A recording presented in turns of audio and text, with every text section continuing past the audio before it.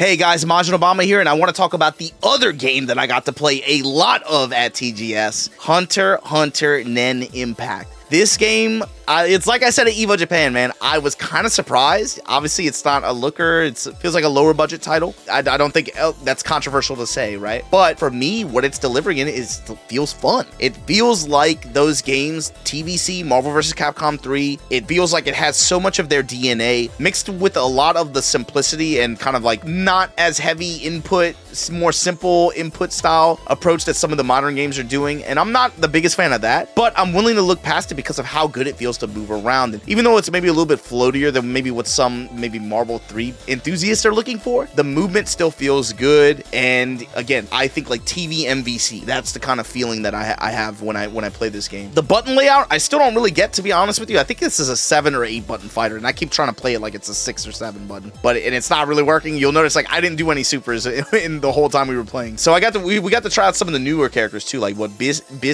her name, bisuke, and the other ogre looking guy and the ninja girl, but the ninja girl seemed kind of whack. But the big buff guy, he had a lot of juggernaut frames, a lot of armor, and huge reach too. And I had a lot of fun messing around with him. But Zerp was running bisuke, and she kind of I thought she was tight. She has her install where she goes into her true form, and I want to say there's some damage buffs there. It felt like she was just going through stuff. Juggernaut frames on some random attacks as well. But we got to talk about the problem. Leorio is, look, here's the thing. I gotta confess. Justin Wong put me on game. He was like, yo, you gotta pick Leorio on Anchor. He told me that at EVO Japan, and I started to see the vision. And here's the thing. They toned him down in this version. He's actually nerfed since the last build I played. He's still awesome. But the way this is gonna go, I can tell already, they're gonna nerf him every build pretty much until we get the release. And by the time he comes out on release, he's gonna be like normalized, right? Unfortunate, but this is just the way it goes. He's too fun to play. Banging on that jump back arts, you can just erase teams, man. You'd be surprised. But the game so far, to me, yeah, it feels good. Unfortunately, they did make some changes that I wasn't a fan of. The UI still kind of, I think, needs something to kind of like make it pop a little bit. But the big thing is the active tag change. Before, it was static kind of tag where you pick your assist character and they come out, they do an assist, and they dip. And I think it was hold to switch back then. I can't recall. But now it's more in the vein of BB tag, Power Rangers Battle for the Grid, 2XKO, MBCI, obviously, where your character will come out, do an attack when you call the assist, and then you press the button again to switch into them.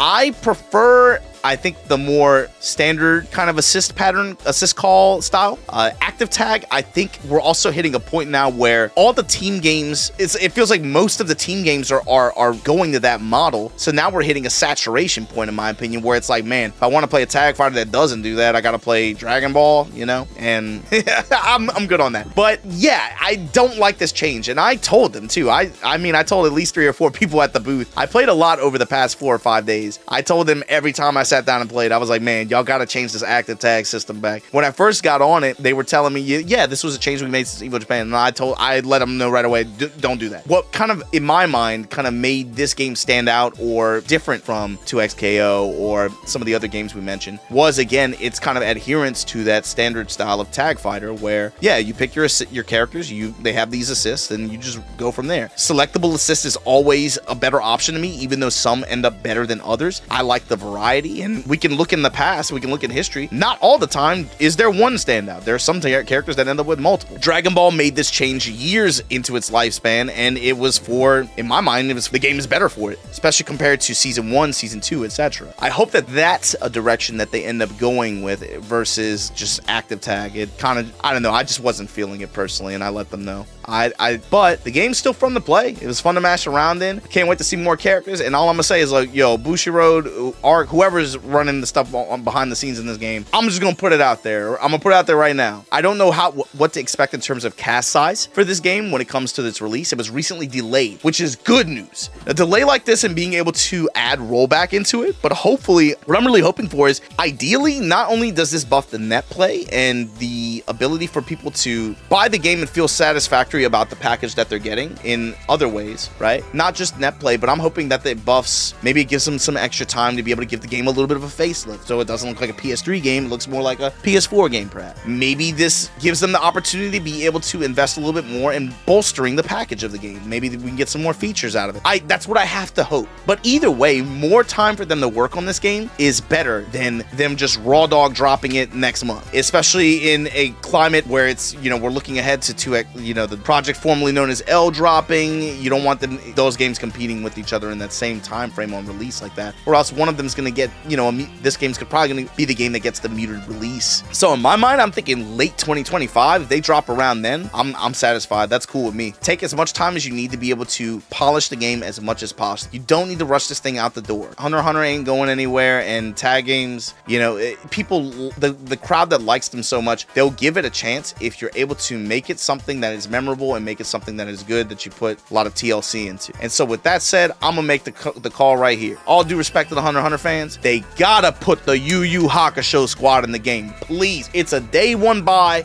If you want it, I don't want you to do a season pass type model. If you need to, I'm tapping in for that. You gotta put the boys from Yu Yu Hakusho in this game. It would be too good to be able to just square up and actually Yu Yu Hakusho versus Hunter x Hunter in this game in a team tag style fighter game. Oh man, please make it happen. Whoever we gotta talk to, Bougie or whoever, y'all gotta do it. I know that's gotta be a trump card that they're holding. For a boomer like me, you gotta put the Yu Yu Hakusho characters in. But anyway, I had a lot of fun playing the game. I still think it's fun. That's the thing. You guys can be in the comments. It's ugly. It looks like a PS3 game. Blah blah blah blah blah. It looks floaty. Blah blah blah. Looks like watered down Marvel 3. Blah blah blah. All I can tell you is I played it. I had fun, and it seems like the other people that have been playing it, they had fun too. So if you don't like it, fine. Fuck you. Don't play it. I'm gonna play it. That's kind of how I feel about it. But like I said, I've been playing with my friends at pretty much the events that we've been able to go to together, and we've all kind of had the same feeling. We're like, yeah, this game, because it comes from the backbone, because it's built on the backbone of games that we like, right? TVC, Marvel 3. It has a very familiar feeling, and it's just fun to play. It's just fun. It's fun the same way that those games are fun. But with that said, I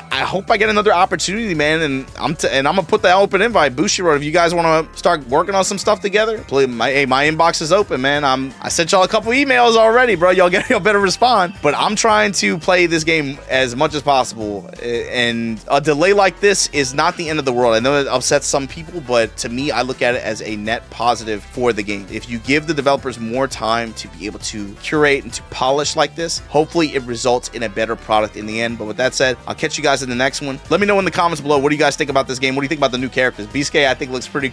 I'm not gonna lie, man. I looked at her in the character selection. Oh man, some stupid little girl. I don't want to play her. And then Zerp was doing the install and stuff with her. I was like, oh shit, she's tight, bro. She looking like Jay Cutler. Like, come on, man. She goes into Jay Cutler mode and starts clapping and shit. Let's go. And I might be a bisuke, man, at this point, man. But anyway, I'll catch you guys in the next video. Everybody be easy.